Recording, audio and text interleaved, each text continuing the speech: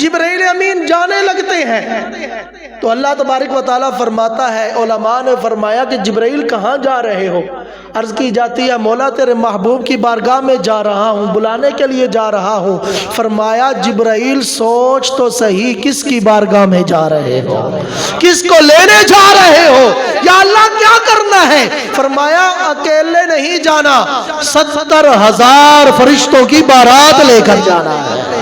حضرات محترم واقعہ بہت لمبا ہے، علماء نے فرمایا مصطفیٰ کریم علیہ السلام کو یہ سفر معراج کا معجزہ عطا فرمایا۔ میرے امیر اہل سنت فرماتے ہیں قربان میں شان و عظمت پر، قربان میں شان و عظمت پر کہ سوئے ہیں چین سے بستر پر، کوئی عبادت کا ارادہ نہیں۔ کوئی علماء نے فرمایا کوئی اللہ تبارک و تعالیٰ نے قید نہیں لگائی کہ محبوب مکے میں رہ کر اتنی عبادت کرو پھر دیدار کرایا جائے گا، بلکہ قربان میں شان و عظمت پر کہ سوئے ہیں چین سے بستر پر، جبریل امی حاضر ہو کر معراج کا مژدہ سناتے ہیں۔ ارے جبریل امی براق لیے جنت سے زمین پر آ پہنچے، بارات فرشتوں کی آئی، معراج کے دولہا جاتے ہیں۔ قربان میں آپ کی شان و عظمت پر کہ چین سے سوئے ہیں بستر پر۔